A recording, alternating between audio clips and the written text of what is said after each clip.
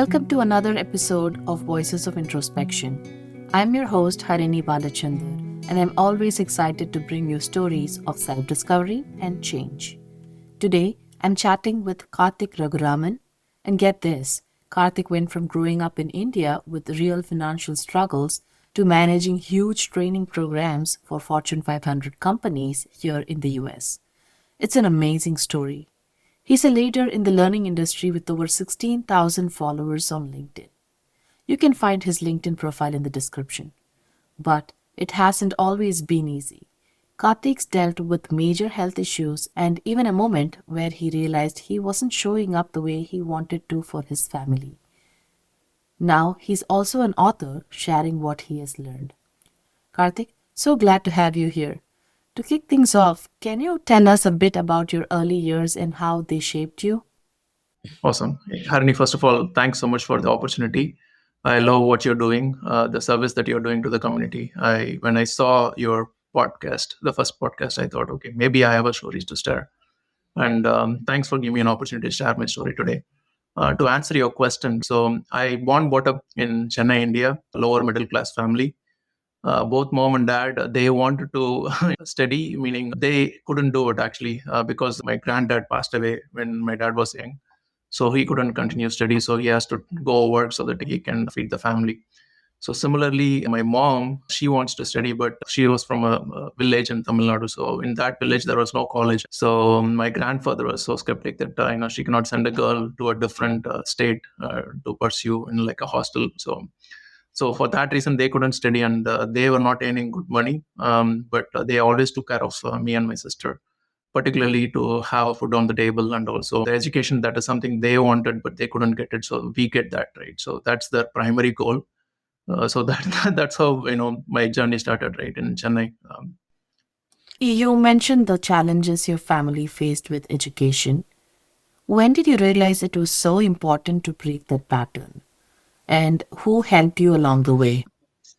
It was my mom primarily who was consistently saying that this is the way that we can get rid of this poverty. So growing up, we were living in a home where the roof of the home is made of asbestos, the cement sheet. So it's not easy. You have to be in the home where it's very hot. Chennai's temperature, it's almost close to 100 during the summer. I remember my dad used to wet towels, and then he put the towels in the cement floor first, and then on top of it we put like a blanket, and then we sleep on top of it, just so that don't get heat through the body. So my mom was consistently saying, so this is the only way, right, to get rid of it. So it's all my mom and dad. Yeah. It's incredible how that early support fueled you. Facing such poverty must have been incredibly difficult. What was the first sign of hope for your family? Yeah, great question. So before going there, I'll give you one more small instance. Since you know me in person, right? So I'm 6 foot and 5 inches tall, like very tall for my age. One good thing, at least in India, we have school uniforms, right? We don't have to wear like different dresses every day. So even that school uniform, we'll have one or two. So we'll have to keep changing that. And I grow out of the school uniform very quickly. Like my pants for the second year, there is this bottom of the pant where you'll have this little bit of extra cloth that they'll have. So I just unfold it because I grown out of the pants already. I don't want to bother my parents. Not just that, even the shoes. So I run out of shoes very easily. And most of the days I have my toes bent in my shoes. I don't want it to bother my parents. I know that they cannot afford, but I don't even tell them that's why I'm doing it. Even now, last week, my wife took me to like a spa that she wanted to surprise me. And we went to spa. And but I couldn't even let them touch my leg because I still have that permanent damage that I did to my leg, particularly on the toes. So the, I'm saying that all the struggle that I went through, I was trying to help my parents as well during my studies as well. Exactly 20 years before, I used to go for a part-time job. It was like 1,000 rupees per month. So for the entire week, it's like a browsing center, right? So then the browsing center was popular at that time, the internet cafe. So I go to college, come back and work in the evening from let's say 5 to 11. My mom used to work in the morning. So I have to go relieve her so that I can take care of that. And then I work till 11 in the night, and then I'll have to go to college early in the morning, 5. So I have to be in the bus stop by 5 so that I can actually go to the college by 7, right? So That time itself, I used to actually earn a little bit. And I used to tell my mom that now I am earning 1,000 rupees, but once I complete my college, I will earn 30,000 rupees. So that's the goal I had. She didn't believe me, to be frank, but she was happy that I had that goal. And the breakthrough happened right after my college. So I got a job in call centers. The first salary was around 15,000 or so, but I worked hard within 6 months, and there were a lot of incentives that they used to give. If you're working for extra day, or if you're working for continuously for all the Saturdays, then there is intensity on. If you sell something, it's a technical call center. If you sell something through that process, then there is an incentive. So I achieved my goal of 30,000 per month in 6 months. I would call that's my first breakthrough, or first goal that I achieved. My salary that came on January 1st, 2007. So that was my 30,000 salary, which I gave it to my mom, happily saying that I achieved my first goal. If I look at my current position now, I'm earning in dollars. I mean, in 20 years, such a short time. So if you look at it, there are a lot of struggles, whatever we did. But where we are now, I'm so grateful for my mom and also the people who helped me in different stages of my career and life. It sounds like a classic rags to riches story, but I know it's more complex. You landed that IT job hitting your 30,000 rupee goal. Was it the dream you imagined? What happened after you started? Awesome. Nice question. So I'll tell you what really happened. As I mentioned, the first job where I got the 30,000 salary in 6 months, that was not even in IT. That was in call center. The call center was booming that time. So to get into IT, it took some time. But, till the time, I don't want to waste my time. So I was actually taking this call center job. In 2007 January, right after I got my payment, that's when the interviews that I've gone through with the IT company, right? So they also gave me an offer. The funny thing is, the offer was for 15,000. So now I have to go back and reduce my salary or half to make a decision to whether to go to IT. To give you a quick backstory, right? I don't wanted to be an engineer. Even then I did engineering. I wanted to be an educator, a teacher. But unfortunately, for my family position and my goals, the job, I know for sure it will not pay me that much. Then when I got an opportunity in IT, I was like going through interview process, and then I asked the interviewer what I am being hired for, and they told me it's for e-learning. The term was very new for me. It's like e-learning. We use technology and learning science to teach people in the corporate industry.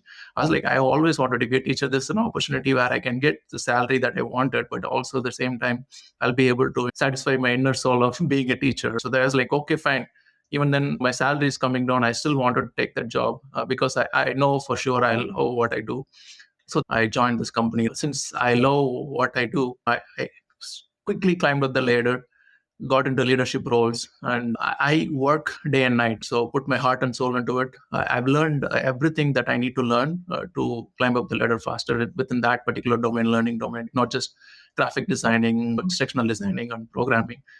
Even then, I was hired for a programmer, but then I've learned everything out of my own interest. That helped me to actually accelerate my career. This event happened, to answer your question, right before the Christmas holidays. So I was assigned with three different projects at the same time. They couldn't hire anybody on that time. So there were a lot of projects that came out for our company. So I was like, okay, always a yes person. So when my project manager asked who wants to take more projects, I was like, okay, me, but without realizing what I am getting into. So then I took that project. There was no one to work. So I decided to work on my own. I used to feel like I had some kind of a superpower. I usually work late night, not because of the passion, but this project which deserved more from me. So I ended up working 72 hours back to back without any break. I just eat in office. If I wanted to take a rest, I just take a small break in office. There is a room where you can go rest. So that's where I was sleeping for an hour or two for the 72 hours period. I was completely sleeping. I'm eating there. So the only reason I went to home to just take shower and come in the morning. So this happened, and at the end of the 72 hours, it was in the afternoon. My body started shivering. So I thought it was maybe they put a little bit high on the air conditioning in the room. But it was not stopping. I was trying to type something with the keyboard. I couldn't control my hand.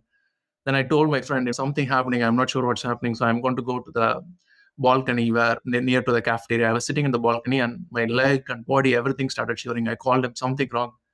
Then I became unconscious. So they took me to the hospital, and looks like they admitted me in the hospital.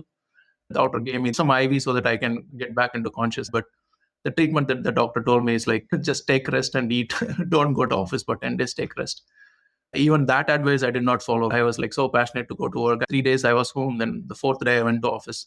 My manager was, "Oh, why are you here?" I was like, "I don't have anything to do at home." But what really happened is right after that, I something happened in my body. So slowly I started losing weight. I am 220 pounds in my ideal weight. So I lost 70 pounds over the period of 6 months.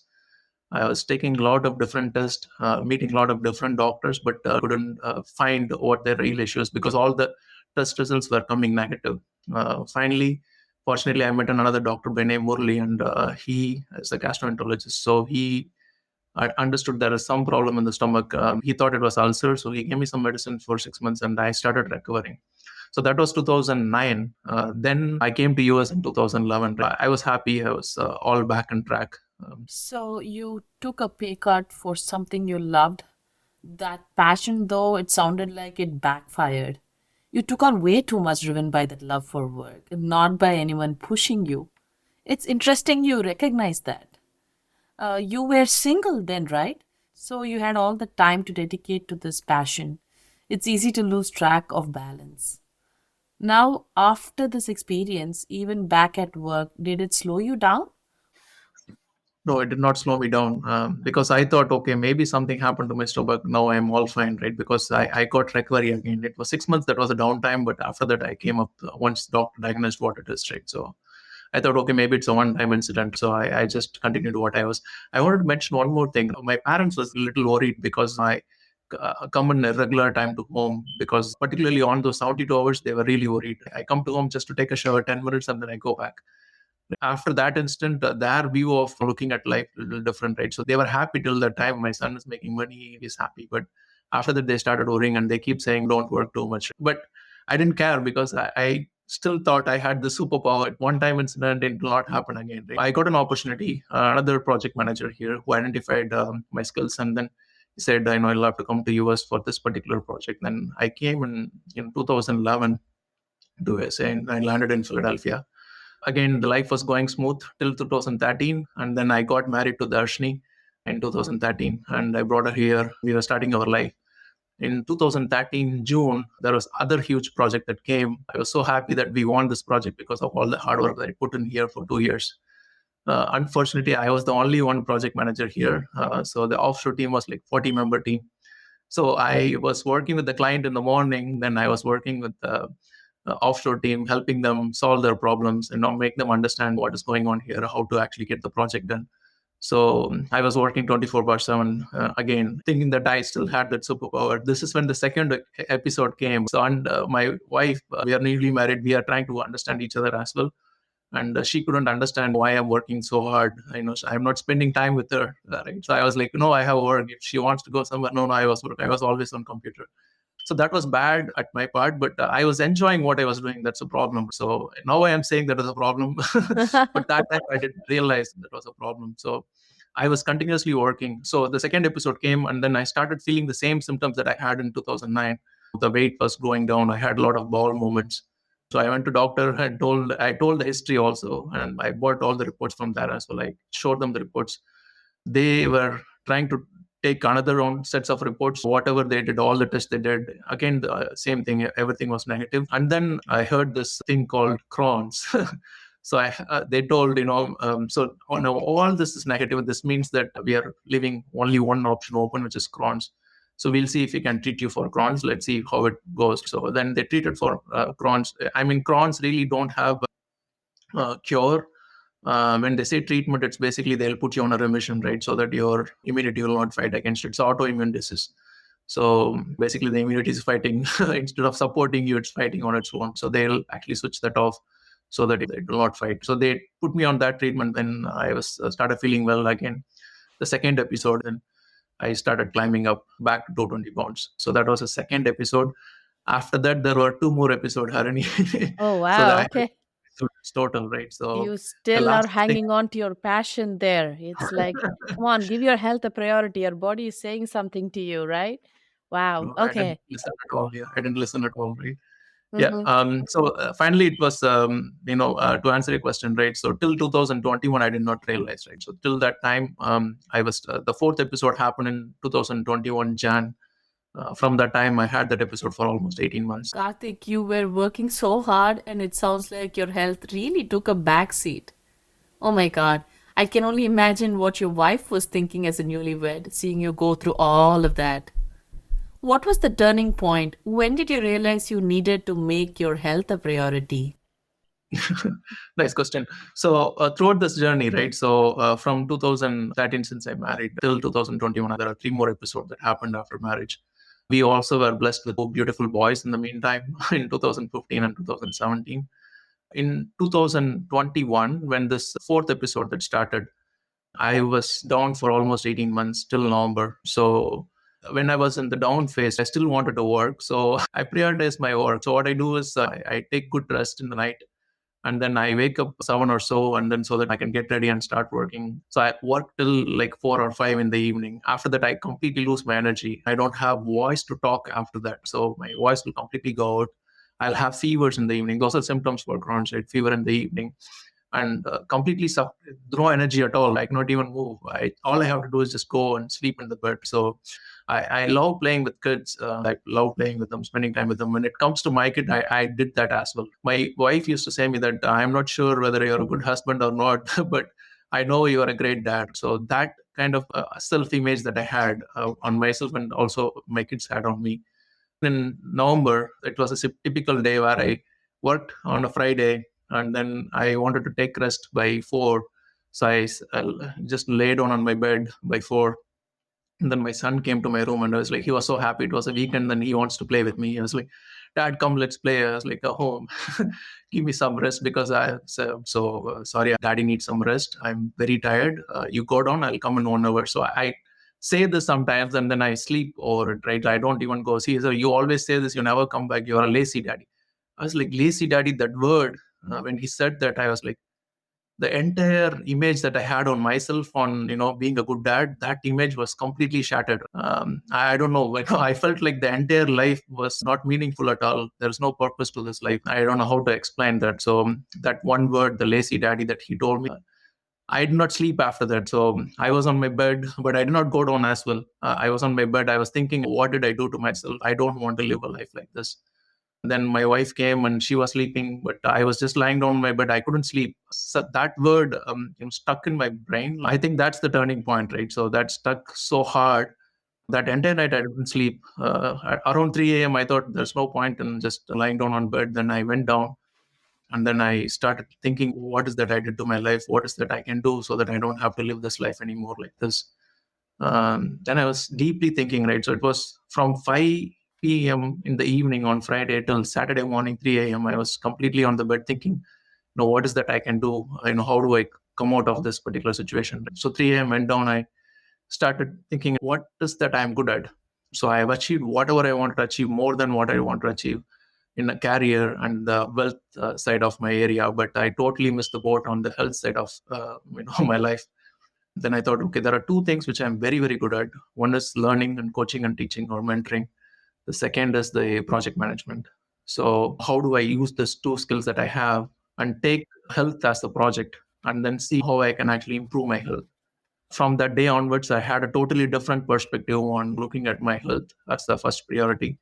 And I devised a lot of plan working with my wife. And I've also hired a lot of coaches through, because I know for a fact that Crohn's, they all have this inflammation stage and remission stage, right? But I don't want to go this up and down. I just wanted to maintain my life with remission. And that brings us to the crucial turning point, a moment where a single phrase, lazy daddy, from your son triggered a profound 9 hour introspection.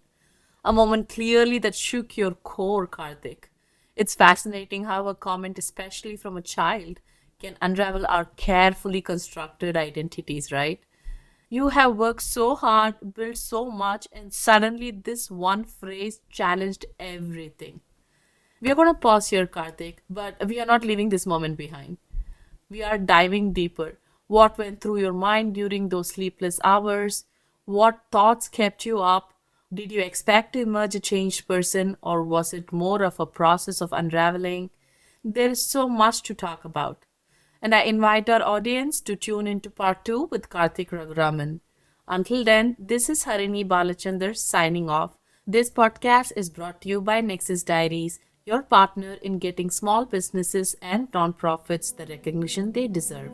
From SEO optimized content to broad media distribution, Nexus Diaries help you share your story with the world.